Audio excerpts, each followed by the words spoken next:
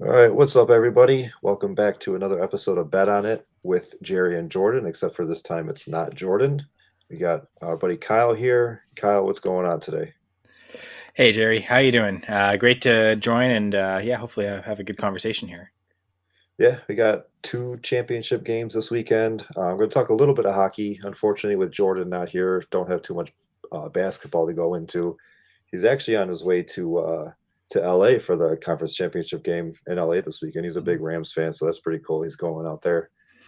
I was gonna Um, say, is he one of those 49ers fans that are going? But No, I mean, he got they got like a crazy, well, I don't know, not really a crazy deal, but like season tickets for the Rams this year were like super inexpensive, so he bought them and now he's kind of on he's gonna re-up every year, but he made a couple trips out there out west for a couple games and now that they're hosting the NFC Conference Championship, he's on his way there this weekend. yes, I don't know if we do any recap, but yeah, Rams are in the championship game. They beat the Bucks. 49ers are in. Don't have to talk about that game at all. As a Packers fan, I'd like to ignore that game results if possible. Same thing. Both of our teams lost last weekend. Mine heartbreaker. Bills just couldn't pull it out at the end. They allowed Patrick Mahomes to march down the field, get a game tying field goal, and then take it to overtime, and we never touched the ball. So it was just tough altogether. Yeah, no, for sure. Yeah, exciting football, but yeah, for the teams that lost, it's not such an exciting weekend. Yeah. Um. So before we get started with the show, Jeff still has that the pods going on, the personal player pods or personal team pods. So basically, what it is, and if you have any info to give about it too, um, go to goingfor2.com/league pod, and you could give Jeff and his team all of your information about your specific league, and he'll basically just have his team break it down, talk about the teams, talk about potential trades that you guys can make, anybody who might be available on free agency, waiver wire, if it's a dynasty, if it's a not necessarily best ball because you can't do much there, but dynasty, redraft, keeper. He'll just go through and he's got a couple guys that on his weekly show. They'll just break down your league and for a limited time only right now it's $22 off, so normally $100 for I think it's an hour long episode. You get it for $78 all through the month of February. So Kyle, do you know a little bit more about it than I do? Yeah, so I'm actually part of the PLP group that Jeff uses to host these podcasts. So I do get some insight there. Something Jeff decided to start last year, and review a lot of dynasty leagues, some redraft leagues. What we'll do is each episode usually be 3, 4, potentially 5 members of Going for Two staff all together on the same episode, and divide the league equally under between a few different managers, and each manager kind of through detail goes through the team and kind of says this, these are the things to kind of keep, strength to build around, where should this next moves, like you're saying, like whether it's through trades or I know one of the things I like doing is even just who to drop on the team. Sometimes, okay, these guys are kind of dead weight. Like you look at the scoring settings. I've noticed some teams last year where there wasn't much of a tight end premium or any at all, and some teams would roster like 7 tight ends, Yeah. and you could maybe get away with just 4, and honestly just cut 3 of those guys and pick up, take shots at wide receivers or running backs. So even just like the back end cleanup or big trade strategies, like we'd kind of cover all the extremes when looking at all the teams, and kind of like you're saying, it's normally $100 per league, a bit of a discount here, and now $22 off. So and we try to give as much attention to the teams at the bottom as at the top, and I think we do a good job of that so far. Most of the reviews, or actually every review we've got back, people have been really happy and excited, and hopefully looking forward to do a lot more of those this upcoming season. So if you want to join those PLPs or get part of that, let us know, and we can review your league as well. All right. Yeah. If you don't want to whip out your calculator, that comes out to $650 a person in a 12-team league. So definitely worth it. Get your commissioner on it. Everybody PayPal, Venmo him, and set it up. Getting into this week's actual episode, I'll start off with this week's successes and failures, like we did last week. I wasn't overall. I didn't do too great. There was some bets that I hit on. So far as my successes goes, I'm going to take a half a win on this one because one of my prop lock and drop its was Singletary was going to hit the rushing prop that he had, which I think was like 60 and a half yards or something like that. He didn't, unfortunately, but right before the game started, maybe an hour before the game started, I threw $10 at Singletary getting the first touchdown. But that was my prop from the week before, so I didn't want to. I really didn't want to double up on what the prop was. Kind of get lazy with it. So the prop that I told you guys on camera was the rushing yards. But before the game started, I went with the first touchdown and I actually won money on that. So he did hit the first touchdown, and that was pretty cool. So that kind of took care of a lot of my bets for that week too, because I think it paid out like $150. So that was pretty cool. Um, Nice. I did hit on the over for the Bills and the Chiefs. I mean, I think everybody and their mother hit on the over for the Bills and the Chiefs. That was because one of my, I think the other one was going to be the over in the Rams game, which I believe also hit. But I think I picked mine before Jordan picked his, so I went the Bills and Chiefs, and that was just an easy pick right there. They combined for 78 points or something like that. Yeah. And then The Chiefs almost covered the spread just themselves. yeah, because it was well, yeah, it was the highest spread of the week. I think it was 54 and a half. But yeah, they hit 42. So even if the Bills had a rough game, they still would have hit it. And then I did a live three-leg parlay on Wednesday night just to kind of recoup some money too. At halftime between the Mavericks and Trailblazers and Suns and Jazz. Um, the games are kind of close, and then I threw a hockey game in there, the Avalanche and Bruins. I picked the Mavericks, the Suns, and the Avalanche. Basically doubled up my money there, so I'm counting as a success there. Even though, like I said, didn't talk about that on the camera, wasn't on the show, but I just threw something at it Wednesday night. Like it was like 10 o'clock Eastern over here, right before I went to bed. Threw a bet on it, and it ended up hitting. Woke up to an extra 50, $60 in my account the next day, so I'm counting that as a win. My failures this week, all of my NHL picks that I picked for you guys last Saturday and Sunday, they all failed, whether they were money lines, puck lines, the player props. I think I had Nazem Kadri for 2 assists or 2 points, 1.5 points. None of them hit. And unfortunately, that's just how it goes sometimes. You just strike out everywhere. The Packers, I'm sorry to bring them up, but they also failed me. I'm counting that as a big failure because I definitely thought they were going to cover the 5.5, whether it was a low scoring 17-10 game or 21-14 game. I thought the 5.5 was an easy smash. And unfortunately, I mean, they didn't even win, so did not cover that. And then I know we talked about parlays last week on the show. Me and Jordan did about like how it's not necessarily a waste of money, but like you just keep on throwing money out there and you're failing on one leg, and basically the whole parlay is over because you're trying to hit 10 legs and you hit 9 of them. And that's exactly what I did. I did a 9-leg parlay and hit 8 of them, and just basically just threw money away. So I'm going to say that's a failure too, because I don't want to keep on getting in the habit of doing these big parlays and just throwing money out the window. So just take my failure as a learning right there, and try to just do smaller bets. Yeah, I think just to that, it's not to avoid big parlays entirely, but maybe you do one a week and you focus a lot more on the single bets, and like you make that parlay like a small percentage of your actual weekly portfolio. Yeah, just piggybacking it, or just whatever you can do with trying to make money back on it. Like if you have big money going for the Bills versus Chiefs, and you wanna chase it with a small Chiefs bet to try to get some of the money back, do something like that. But throwing 9, 10, 11 leg parlays together and expecting to hit, that's just not going to be good news. All right. Before we get into the NFL, we want to talk about the NHL a little bit.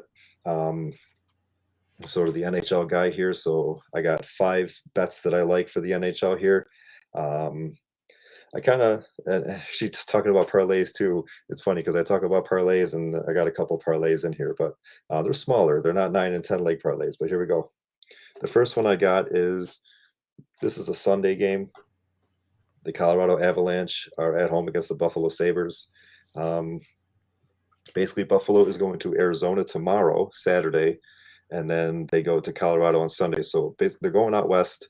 They're one of the worst teams in the league. Um, they're just, I mean, they're down to like their 5th goaltender. They can't really score a lot. Their defense is not good at all. I'm taking the Colorado Avalanche, smashing that. I If I do a bet with that, I'm either going to do it straight with the 1.5 point puck line, or I'm going to add it to a small parlay.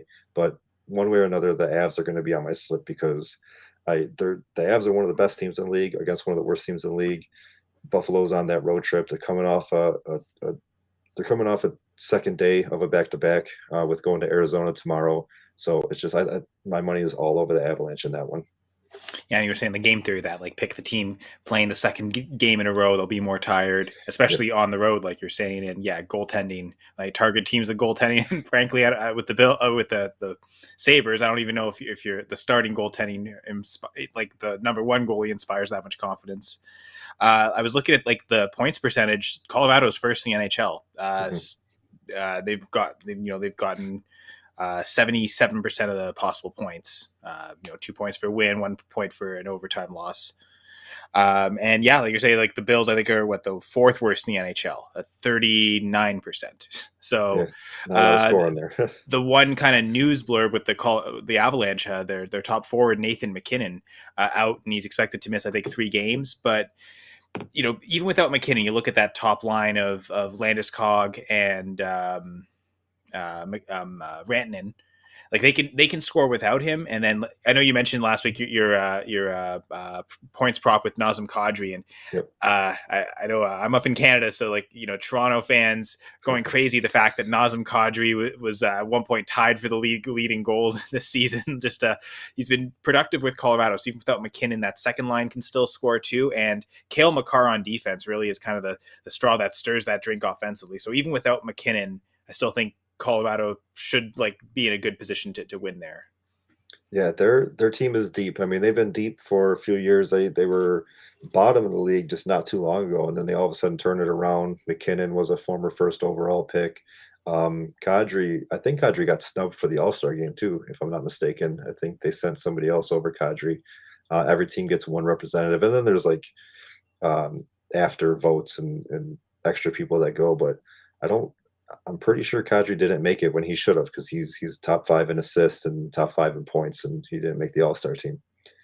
Um, the next one that I have here is I am going to do, like I said, I'm going to do a parlay. I'm putting a low cost parlay together, $1 to $5. But I'm actually going to go with I'm going to go against what I said last week about the traveling teams. I'm going with there's 5 Western Conference teams traveling east for tomorrow's slate, Saturday's slate. You got Anaheim Ducks going to Ottawa. You got the Kings going to Philadelphia. Seattle going to New York for the Islanders. You got the San Jose Sharks going to the Florida for the Panthers, and then you got the Edmonton Oilers going to Montreal to face the Canadiens.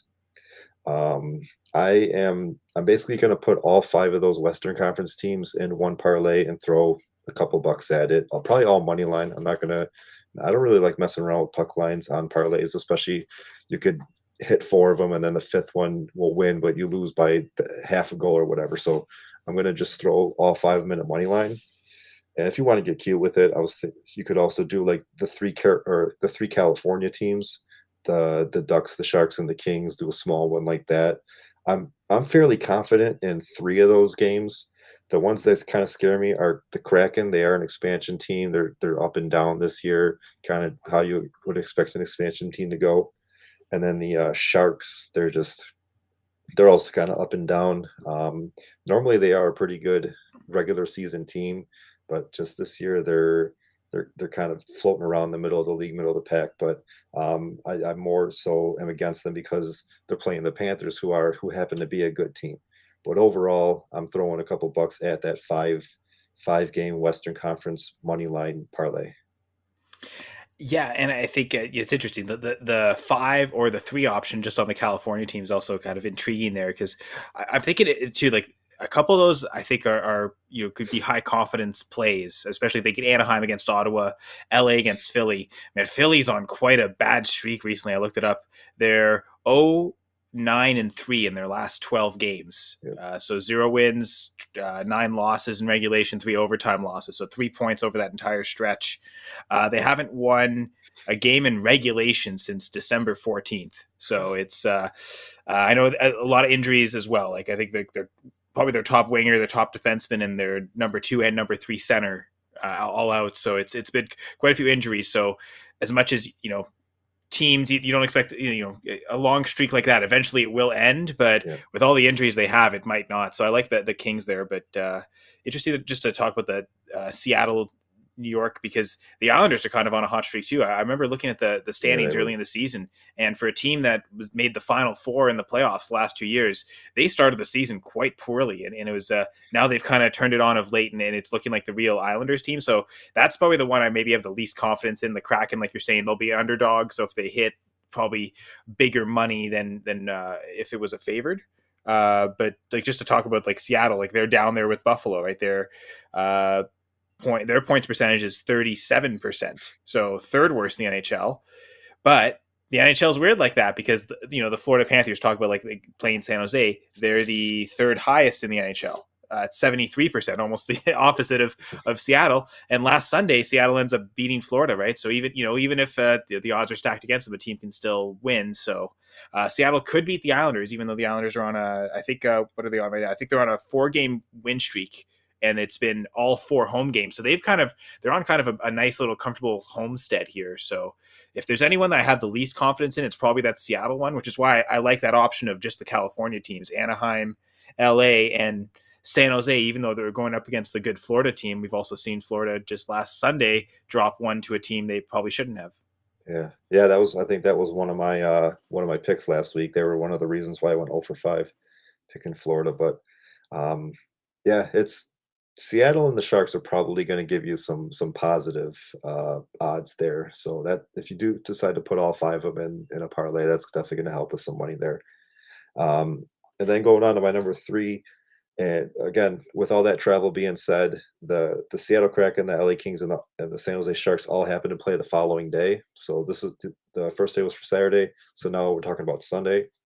And where the Rangers, the Penguins, and the Hurricanes are all, I think the Hurricanes play on Saturday too, but the Rangers and the Penguins are all going to be coming off a little bit of rest, at least a day rest. So I am liking the home teams in that one. If you want to throw a parlay together of the Rangers over the Kraken, the Penguins over the Kings, and the Hurricanes over the Sharks. So kind of going with the opposite on Saturday, and then taking the fresher teams on Sunday, with the exception of the Hurricanes, who are also playing Saturday. But with those other teams having all that travel, I'm liking the Rangers, Penguins, and Hurricanes on Sunday. And I mean, like the Hurricanes, they're right up there with the Avalanche and the Panthers as one of the best teams in the league. I believe they're leading their division. So like that's maybe a team you have a bit more confidence in back to back. But we talked about Seattle, right? They're 37 points percentage. The Kings and the Sharks, they're barely over 500, right? Like I'm looking at the Kings record 22, 16, and 6. The Sharks 22, 19, and 2. So the closer to 50-50 and making the 50-50 bets on them to win one game and then lose the next, especially losing the back-to-back, I think is really good game theory there on your part to kind of set it up that way. So I like that, especially like going the Kings and Sharks to win one and then lose one. And yeah, I kind of like the Kraken to lose both, but if you're going to pick the Kraken to lose one, they're probably not going to put a 2-game win streak together, right? So definitely would be the hedge against that. So that all makes sense, kind of combining that together.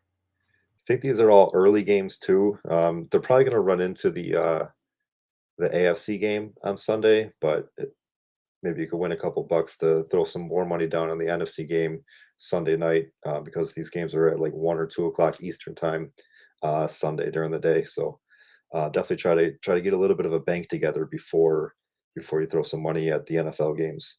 The fourth point that I got here is I do like the Columbus Blue Jackets on Sunday over the Canadians. Again, we've already talked about the Canadians. They play on Saturday.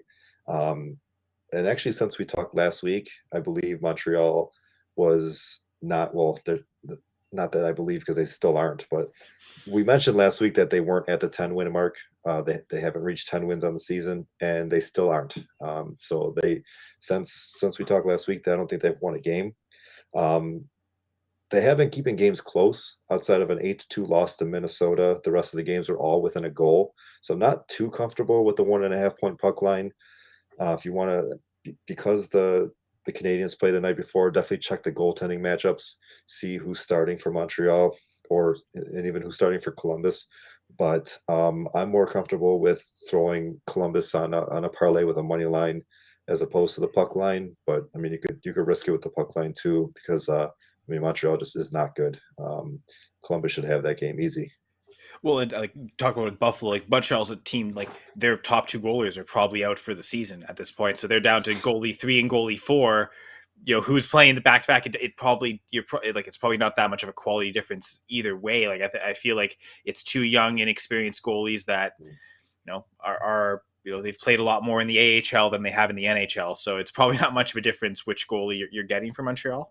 But the truth is, they also haven't really played well in front of their goaltenders. Actually, in fact, especially Primo recently has kind of played better than expected because you're saying like outside of the Minnesota game, they lost 1-goal games to Colorado and Vegas. They allowed 53 shots to Vegas, 46 shots to Colorado on shots on net, right? And especially a team like Colorado, you're going to allow that many chances. Usually they're going to run the score up and it won't be very close. So goaltending's almost been saving them. They've just played really poorly in front of their goaltenders, no matter who it is. I guess it's the hedge, right? I mean, with Edmonton, not so. I really like the picking against Columbus against them, but coming on the heels of the back to back against Edmonton. I'm not sure about that Edmonton game though.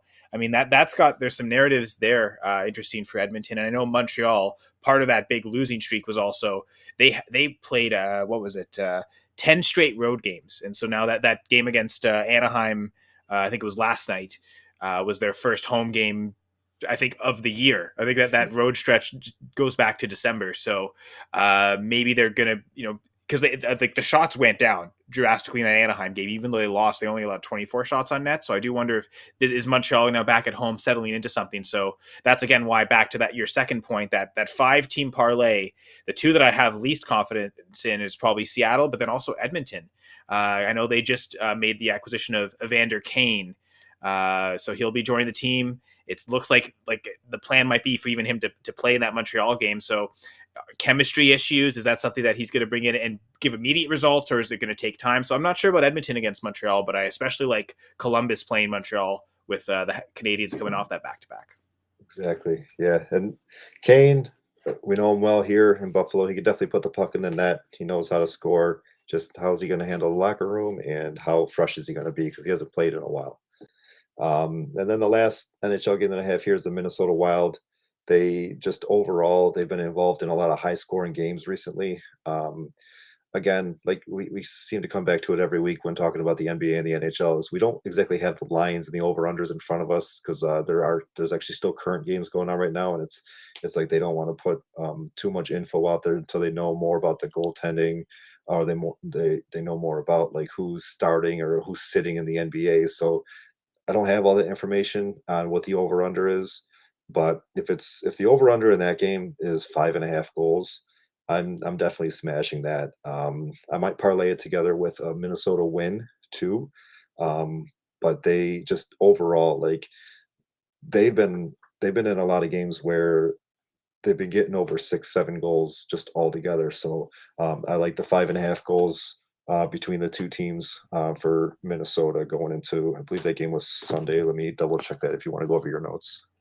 Well, the quick note is like 5 straight games that the Wild have been involved in have gone over. The last game that didn't was January 8th versus Washington. So, yeah, that was 20 days ago from the day that I'm recording. The last time that a game the Wild were involved in that didn't go to that 5.5 combined total between the two teams. So I do like that one actually as well. So it is Sunday against the Islanders. This is in New York, so that's going to be 7:30 Sunday night Eastern time.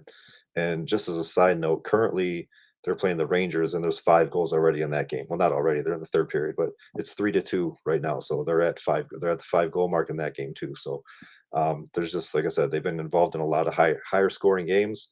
So if it's a pretty decent over under 5.5, even 6.5 goals, I'm hitting that, and I'm taking Minnesota with the money line too, even against the Islanders. All right, now let's talk about what everybody's here to see: the AFC Conference Championship and the NFC Conference Championship. And again, lines have changed all throughout the week. I think the Chiefs game opened up at 7 as soon as that game was over Sunday night. I think the earliest line I've seen was 7. Hasn't really fluctuated too much. The most recent one I saw was 7.5, but on certain sites it's 7, others 7.5. And I always like going with the half point because I'd hate to end it on a tie. So um, I'd like it to be 6.5, but I'll take 7.5 too. So the over. Yeah, I noticed 6.5 at some point when I checked. I think it might have been Tuesday. They did have it down to 6.5, but I guess it getting popped back up to 7.5. It seems. Yeah, and different sites are going to be different too. I think most of the information that I get is going to be from DraftKings. That's probably one of my favorite ones to use. But Caesars, FanDuel, you might get a 6.5, you might get 7. So definitely, and you could always tease it too. Obviously, the odds are going to change if you do that, but there are options to go in there. And if you don't like the 7, you could drop it down to 6.5. It's just going to make the payout a little bit less. So you could definitely play around with that too. The over under is 54.5, which I think is reasonable. This game is going to be Sunday at 3 o'clock Eastern time. The 4 seed Bengals up against the 2 seed Chiefs. The Chiefs are in their 4th straight AFC Championship game. They made it to the Super Bowl the last 2 years. The year before that, they lost to the Patriots, who ended up winning against one of the other teams in the NFC that are in the conference finals right now. But the theme of the playoffs, it continues with this rematch. With this, it's another rematch. We saw these two teams play just a couple weeks ago in Cincinnati. The Bengals won that game 34-31 on a game-winning field goal with time expiring by Evan McPherson. He's beginning to become a household name all over the league. Did you see what he said last week to Joe Burrow before they're about to win? He told him that he's like, You ready to go to the conference championship game?" And he went out there and kicked the game-winning field goal. Did you see that? No, I didn't. But thanks for the tidbit. That's good confidence you want to have. And I think I heard Burrow talk about that exactly that. Like apparently McPherson's kind of been demonstrating that confidence since he walked in training camp. So that's Yeah, he it was shows one. it worked here. It works for him. So clearly, he looked like he was kicking with confidence too. So it wasn't just talk. One of the few kickers that are actually drafted. A lot of times kickers are picked up in free agency and working out in camp, but he was one that was drafted. So they like this kid even going back to the draft, going back to scouting, and he's won them some games this year. He won. I don't remember how the Raiders game turned out, but he won. Well, he won this one against the Chiefs. He won last week's against. I forgot who they played. I'm not gonna. Titans. Yeah, the Titans. Um, I am picking the Chiefs in this one. I think it's going to be a different outcome this time around, and I'm sure you have a lot of different counterpoints for me. And anybody that wants to message or anything like that, and you're big Chiefs or Bengals fans, or you're just all in on the Bengals, I'm sure you'll have those same counterpoints. But I just think the playoff Chiefs are a lot different than the regular season Chiefs, and I think that number one, Hill and Kelsey were kind of shut down in that first game. Not necessarily shut down, but like Hill only had 6 receptions for like 40 yards. Kelsey, he did have the touchdown, but he was held to 25 yards. But just overall, like they're different animals in the playoffs. The Chiefs, they can score, and I like the over in this game. The Bengals also can score. We saw Jamar Chase go for 266 yards and 3 touchdowns. So like just between those between those alone, I do like the over. I like the over. I like the final score to be 35-21, which puts it at 56. So that's going to hit the over. Anything more is just a bonus. I think they'll have an answer more for Chase. I mean, you can't shut down Jamar Chase, but I think they're going to have more of an answer. He's not going for 250 and 3 touchdowns again, although Gabe Davis just went for 4 touchdowns last week. But I think they're going to find a way to not shut him down, but kind of just like throw some extra coverage over there and maybe open up guys like Boyd and Higgins, but which is still could still be a threat. But I just think that the Chiefs, they're rolling now. Hill was involved heavily last week. Kelsey is on a pretty big playoff streak of over 95 yards. I think it goes back to 5 games now. It was 100 yards, but he got held at 95 last week. So we're putting the threshold at 95 now. And like I said, Mahomes has been here 4 years in a row. He knows how to win in this spot. If the football's in his hands, you gotta. I mean, he's a threat to score every single drive. So give me the Chiefs, give me the over, and that 35-21 does cover the spread. So give me the spread too. So yeah, I mean, to me, situational football is always incredibly important, whether it's regular season or playoff football. And I think, you know, when these teams are close, who's going to be more effective running the football, scoring those touchdowns? As much as the Bengals like Evan McPherson, they'd rather he be kicking point afters than field goals. And looking at both of these teams, running plays inside the 5 from all season, including the playoffs, the Chiefs have scored on 46% of their own run plays inside their opponent's 5-yard line. Bengals 41%. So they're really close, but where it actually makes the big difference is defensively. The Bengals have allowed a touchdown on 58% of run plays inside their 5-yard line. Chiefs only 33%. So just looking at the goal line guide, the Chiefs end up as the better run defense. And so, like, more, I would say the high, I would almost put the higher chance of a touchdown on Clyde Edwards-Helaire than Joe Mixon, for instance. Maybe not Edwards-Helaire the player, but the Chiefs running back getting a touchdown as opposed to Mixon. But like the odds on Edwards-Helaire are probably going to be a lot lower than Mixon, so it might almost make it worth it to make to pick him or to pick McKinnon, like pick a lane on a Chiefs back as opposed to Mixon. I'm looking at passing wise. Defensively, they're both pretty close. Again, inside the 5-yard line, the Chiefs have allowed a touchdown on 40% of pass plays against them. Bengals 38% of pass plays against them. So the defenses are actually both pretty effective, or more effective against the pass. So maybe, again, both teams might have more chances running them in. But if you look at their own efficiency, the Bengals have only scored on 40% of pass plays inside the 5, as opposed to the Chiefs, who have scored on 58%.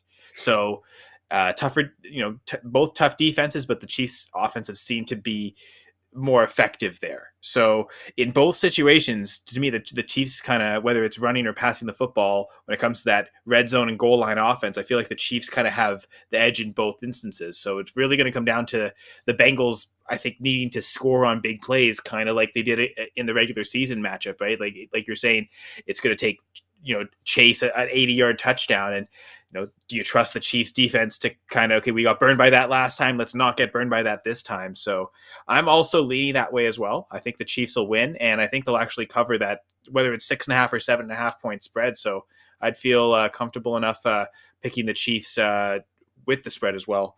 I've got the score at 34-26, which would also cover the on the over-under. So I guess we're both going Chiefs and over. So yeah.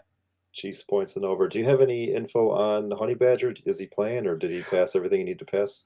I thought I saw that he was practicing. I don't know if he was been fully cleared yet. I'll take a That's look at going to be that. a big key. Yep, for sure. Especially for, they got Bengals have 3 wide receivers that could stretch it and are always a threat to score. But that's not really going to change my answer. It's just probably just going to make it a more exciting game if he doesn't play. Couple props that I like specifically from that game. With the potential that Chase is going to get some more attention, Tyler Boyd being at over 39.5 yards is criminal. I'm definitely taking that. I think that he does play out of the slot a little bit. He could catch it over the middle. Cole Beasley just last week, he went 6 for 60 while Stephon Diggs was getting shut down. So it was kind of hard for me to choose which prop I like between Tyler Boyd or T. Higgins as far as the yardage, and I'm taking Tyler Boyd with his 39.5. So give me that. Like I said, I think that he could get that in 2-3 plays and doesn't even have to hit the end zone. Travis Kelsey, like we mentioned, he's on a 5-game playoff streak of 95 yards receiving. All 2 games this year and then 3 games last year, he went over. Well, the previous 4 was over 100, and then just against Buffalo, it was just 95. So we're keeping it at 95. His prop is 76.5.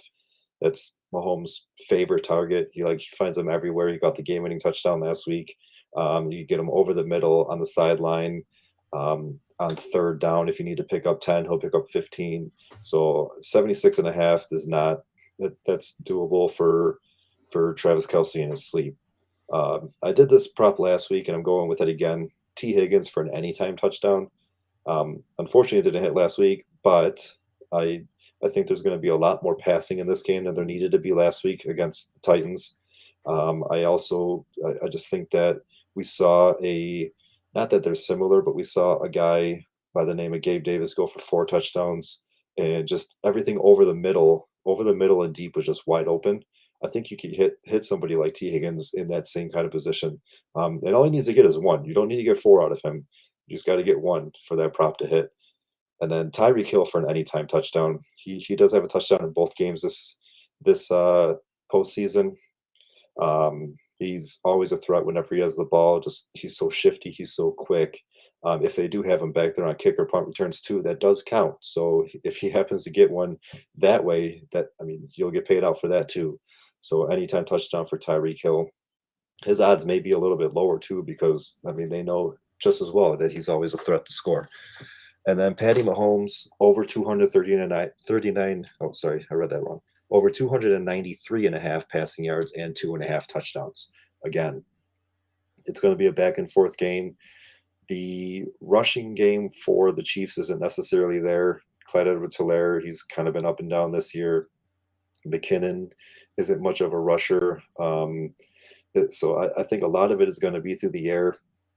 We already mentioned Kelsey going over 76 and a half. We mentioned Hill getting an anytime touchdown. So it's probably going to be on the back end of 8-9 catches for a bunch of yards. So, I mean, you're getting a lot of the yardage between those two guys right there. Robinson is always a threat for a big yardage play. Hardman's always a threat for a big yardage play. You got Edwards-Helaire out of the backfield, who has, back in his LSU days, caught a ton of balls. They haven't really utilized him in that way with the Chiefs team, but I mean, they could and they should. But 293 yards passing is definitely possible. And Mahomes already hit over that 2.5 touchdowns for both games this postseason, and he's done it in more of his postseason games than not.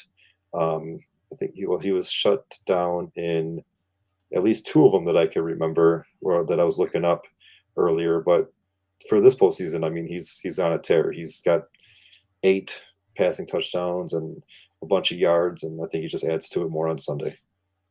Yeah, one of those games is probably the Super Bowl last year with the Buccaneers, right? That's probably one of the games where he didn't hit that. Yeah, Certainly, I mean, they didn't score any touchdowns, so he didn't. Too. Yeah. Like his first postseason game against the Colts, I think they won like 38-14 or something, but he didn't have a touchdown in that game because they just ran him all in. I think that was Damian Williams, probably not Daryl. So yeah, I think, like, to your credit, I think with the Bengals is, they're not going to just be able to score 19 points like they did last week. If they're going to, even if they don't win, to stay close and competitive in this game, I think they're going to have to score a lot more. So yeah, going on the over on Boyd and the Higgins touchdown, and then like you're saying with Hill, the chance of it being a special teams touchdown also goes up, especially if it's a close game. They'll be more likely to put him out there on a return. Yeah, he's safe with the ball. He's got hands, and like I said, you can catch it behind the line of scrimmage and take it to the house, and it's just the kind of player he is. Every team wishes they could have a Tyreek Hill on their team.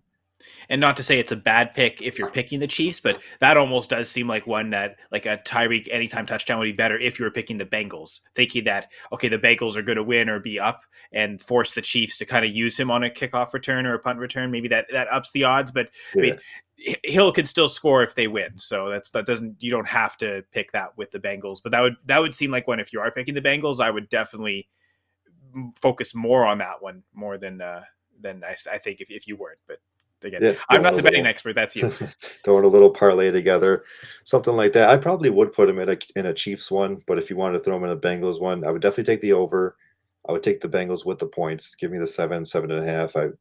Whatever the max is that I could find, and then a Hill touchdown, because I mean Hill, he could be the only one to score for the Chiefs in a 44-7 game, or he could score in a 34-31 game. So I would definitely throw him in a parlay for that. For the NFC, we got the 6 seed 49ers up against the 4 seed Rams. Rams hosting the NFC Championship game, and if they win this game, they get to host the Super Bowl as well. The second year in a row that the host team has played in the Super Bowl, if that were to happen. This game is at 6:30 Eastern on Sunday. Rams are -3.5, and the over/under is 45.5. They usually call the third game or the last game of a series a rubber match. This really isn't that, though, because the 49ers have kind of owned the Rams in not just this year, but their last 6 matchups. Shanahan is 6-0 against the Rams for the past 6 games. So obviously they swept the season series this year.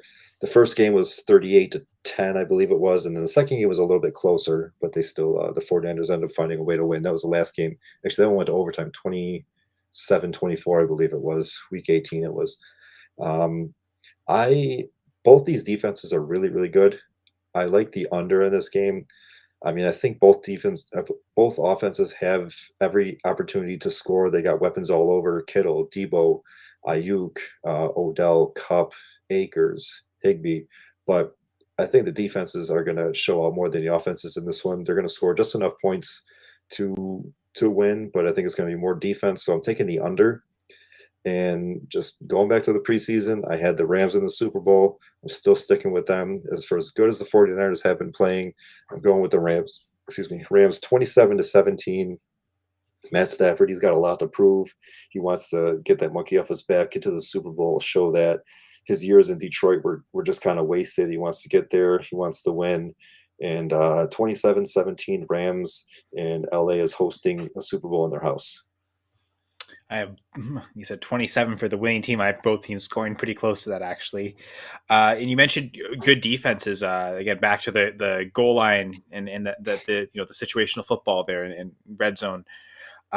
Both defenses are the best passing defenses when it comes to plays inside the 5. Both teams allowed 20% touchdowns on plays inside their own 5-yard line. So on passing plays, that is.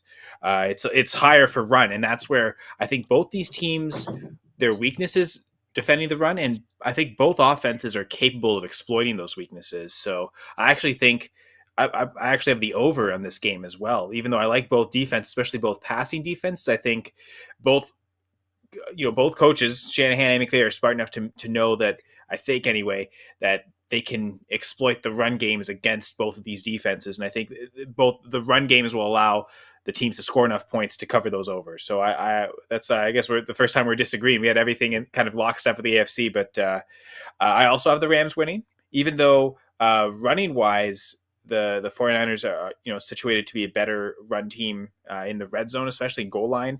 They've scored on 65% of their run plays inside the 5-yard line. I believe that was best in the entire NFL.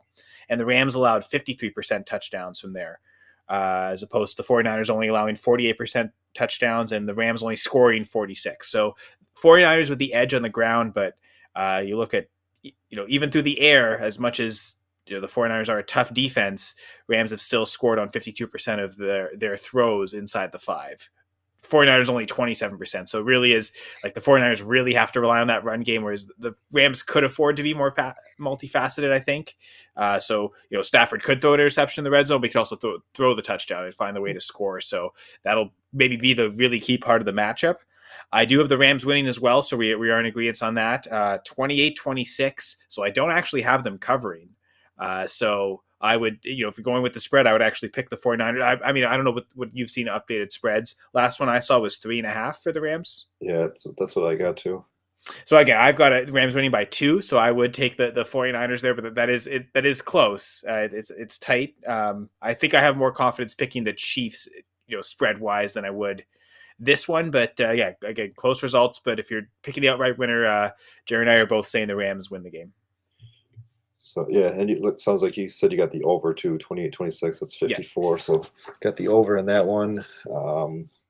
So yeah, you could do, if you wanted to go with that game, you could take the Rams money line in the over, or you could take the 49ers and the points in the over, kind of mix them two together, throw a couple bucks at it. Some props that I like for that game. My favorite prop of the whole week, actually, and I guess I'm going to spoil it. This is my prop lock and drop it prop, is a Tyler Higbee first touchdown. You could throw him down for an anytime touchdown, but I like him as a first touchdown. I put a little chart together earlier in the week, just the final remaining 4 teams of who scored the first touchdown every week, and then if that player was the very first touchdown of the game, or just the first touchdown for their team and the opponent scored. The Rams are actually on a 5-game streak of scoring first, going back to the regular season. So they scored first in the 2 playoff games and the 3 games before that. And Higbee, even though they lost 38-10 in the first week, Higbee had that only touchdown in that game, and he had the first touchdown in the game against the 49ers in Week 18. So he scored in both games. they're on that 5-game streak. I like Higbee to get into the end zone to keep his touchdown streak against the 49ers alive and to be the first guy to get into the end zone on Sunday. Especially with Beckham, like, scoring a touchdown. I believe he was the opening touchdown in the game against the Bucks, right? He's probably going to generate more attention. So yeah, maybe Higbee sneaks in there more unnoticed than Cup or Beckham. So good point.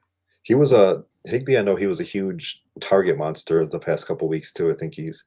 I just remember hearing. I was at work when the games were going on, so I really couldn't watch it. But I just remember hearing his name a lot, especially on third down, just getting the targets there. So there was a backup tight end that actually scored the first game against the Bucks the week before.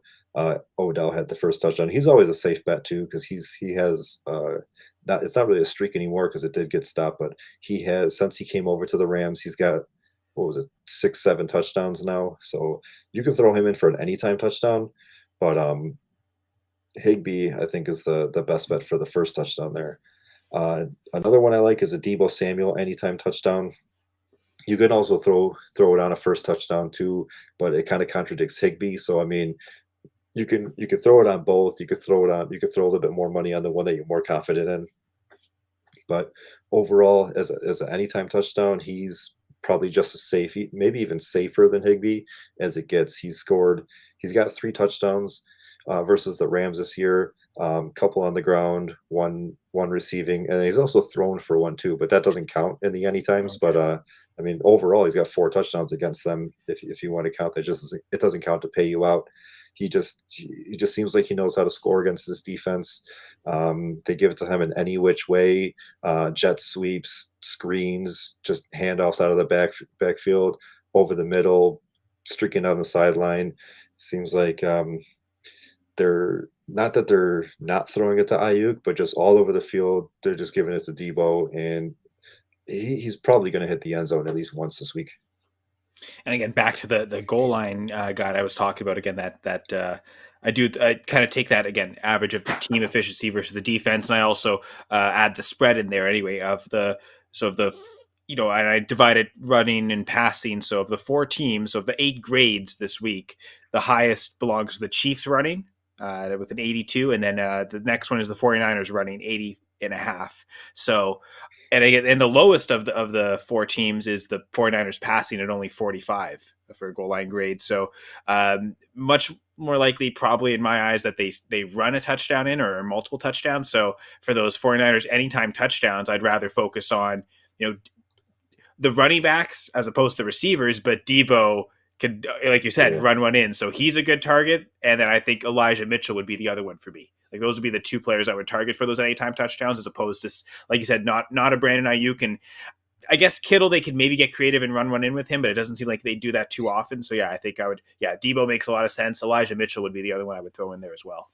Yeah, I think Kittle would have to be a little bit further out for it to happen. And I think the plus side is Jimmy really doesn't run it a lot. So you're probably looking at either Mitchell or Debo. He a little bit this year though. He's gotten a couple of a couple of carries inside the 5 and some rushing touchdowns. So most years he doesn't, but it seems like this year was one year where it might have happened. So, but yeah, I still prefer Debo's chances, and then again Mitchell. Yeah, so any one of those, I know if you're putting a same game parlay together, or if you're just putting any parlay together with touchdown scores, you can only choose one per game. You can't go Higbee and Debo, and you can't go Debo and Mitchell, but you definitely have options there between Higbee, Mitchell, and Debo. Another prop that I like is Odell Beckham over 4.5 receptions. I'm not going to give him the end zone just because like I said, I like Higbee going there. I think Cup has a really good chance of getting in there too. So I'm going with the receptions for Odell. Since he came over to LA, he's been very reliable for Stafford and the offense. It's a little bit more on the risky side because he really hasn't hit that reception mark too often. If it was 3.5, I think I'd smash it even more. But at 4.5, it's just like you're probably like you're probably like holding your breath until like the last couple of drives. Like, come on, I just need one more catch from Odell. I need one more catch from Odell. But I think he could get it. It's definitely possible. Stafford, he likes to spread the ball around. Seems like he's getting more involved than Van Jefferson has been lately. He's kind of just worked his way into that number two role. You always have to, you have the threat of Cup on the other side, which A could be a plus for him, but B, Cup is a target monster too. So you always got to realize that, okay, Odell, I need him to get certain yardage, certain catches, but there's a chance that it's probably not going to happen, or not that it's not going to happen, but it probably can't happen because Cup is going to be taking it away.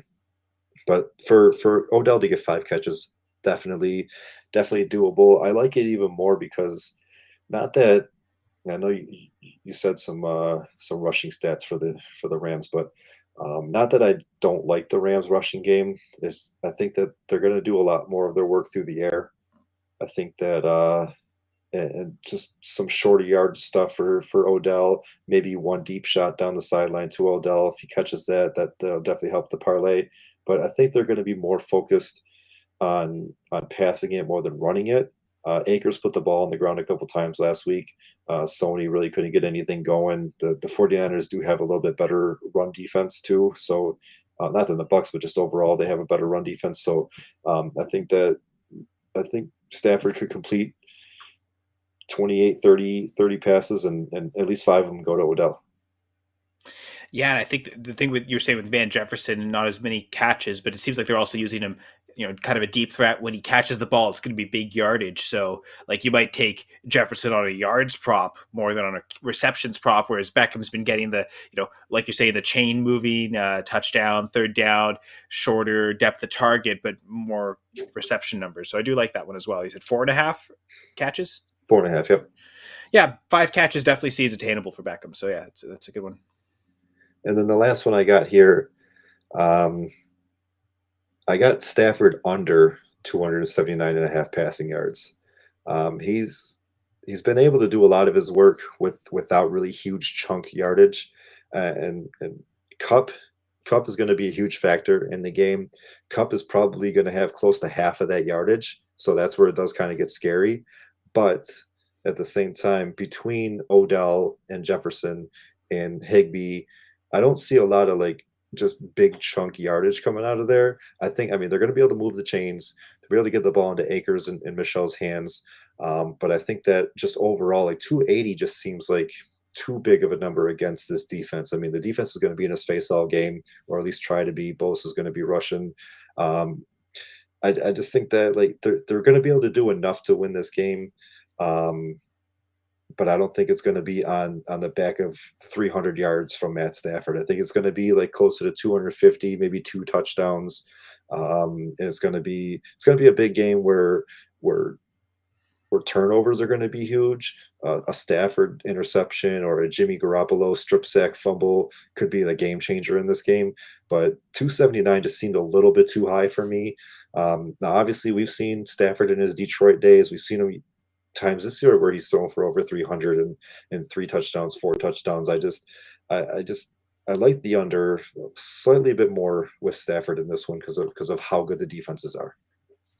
And taking the under on the yards doesn't contradict any of the other bets you're making. Higbee with the first touchdown or Beckham with receptions, right? Like that could still all correlate together. So, that all makes sense. Because you could get 5 for 60 from Odell, and you could get 3 for 27 and a touchdown from Higbee, and still hit those while Matt Stafford stays under 280. Like saying like if we give Cooper Kupp like 130, those two combining for 80, you're barely reaching 200. Maybe Van Jefferson gets a few in there, and then you're kind of pushing the 250, 260, and then the scraps kind of for everyone else it all works. One last thing I'll say, as much as I do like I'm a big fan of puns, so way to bring it up. I like the name Prop Lock and Drop It. I think it would sound better if it was Pop Lock and Prop It. Personally, but that's my vote. But obviously, it's your show. I'm just the guest. So, and I appreciate very much for having me on, Jerry. I will bring it up to Jordan. That does sound like a good name. I love puns too. I'm always like, I mean, I don't know if you listen to I don't want to advertise for them, but the fantasy footballers are always talking about puns. Those guys are awesome. So my prop lock and drop it. Like I already said, the prop that I like is the Higbee touchdown.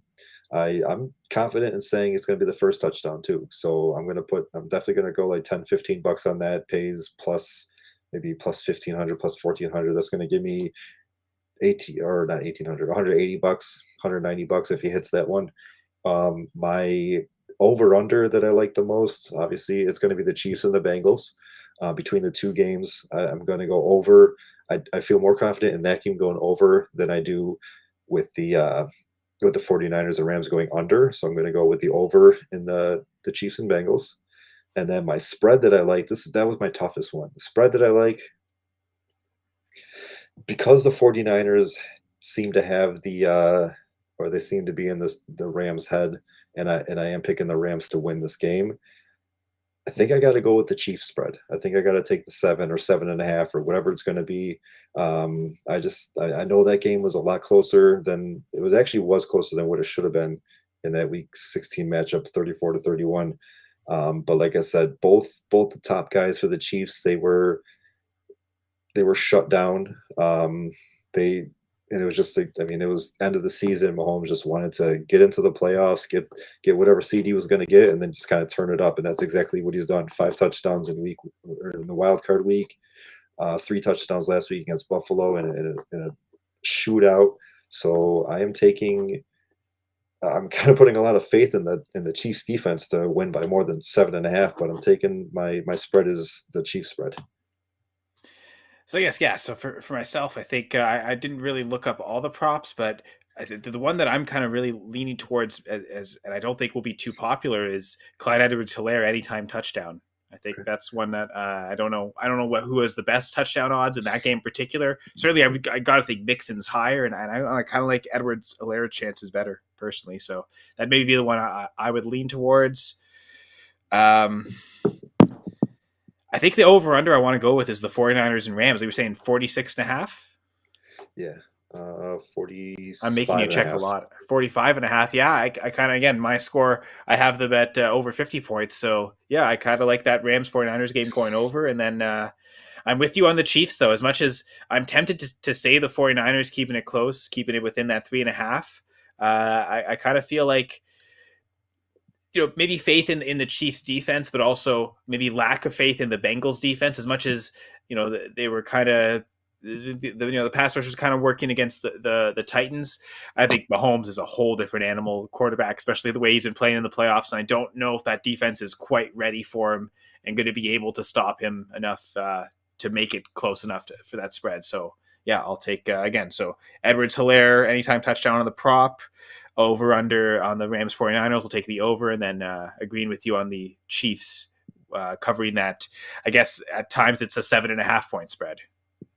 Yeah, it's going to fluctuate, and maybe if you wanted to, just wait until like 2 o'clock on Sunday before you throw your bet in if you want to see if the spread changes at all. And like I said, you can always tease it to get that half a point or give a half a point, whatever you want to do.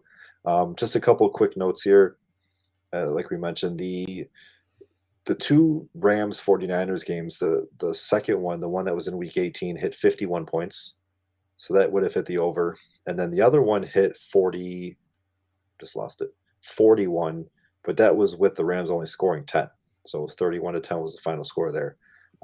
So I mean, you got to imagine that the Rams are going to have a little bit more offense, even if these games play out like those 2 games did. The over is looking a little bit more doable. I'm still going to stick with the under though. But definitely, I mean, I'm starting to lean towards the over with you on that one. As far as the touchdown scores, Mixon of the running backs for both teams, Mixon has the worst odds or pays the least, however you want to word it. Plus 650 for first touchdown, minus 125 for an anytime. Clyde Edwards is plus 150 for an anytime, so he's definitely pays out a little bit more if you choose him over Mixon. What about Jerick McKinnon? I'm curious. McKinnon is plus 140, so a little bit less. Yeah, I think I would expect Edwards-Helaire would still have been the favorite. I mean, I know he was kind of getting work back, but seemed to get carries. So if it's better payout for Edwards-Helaire than McKinnon, I think I definitely I'm lock and propping that in as my prop of the week on Edwards-Helaire anytime touchdown. I'm going to go with no touchdown score for plus 15,000. Could you imagine like throwing $1 on that just for every single game every week? Just so you'd spend like $16, but if one of them hits, that'd be. Man, I, I guess it 150 almost bucks, but worked for the Packers 49ers game. it did Lock, work for in the regular season Bills and Jags. That was a 9-6 game. right? Yeah. I guess if you're doing it every game, yeah, you probably only needed to hit once to pay it all off. Uh, Probably, I think it would need to be 2 or 3 times because it's Yeah, I guess that is anywhere a between lot of 14 to games. 16 bucks a week. Um, if you're only doing $1, that only pays out 150 bucks. So, or is it 150 or is it 50 or is it 1500? Yeah, I guess 16 times 16. Yeah, I guess. Yeah, I guess you're right. You'd have to hit it a couple times. I'll be curious. That'll be an interesting one. But I guess a case study, Have to just try in it next case. year. All right, so we are off next week. This next week starts our every other that we have going on. So next week is going to be the other show. Do you know whose show that is? That your show or is that?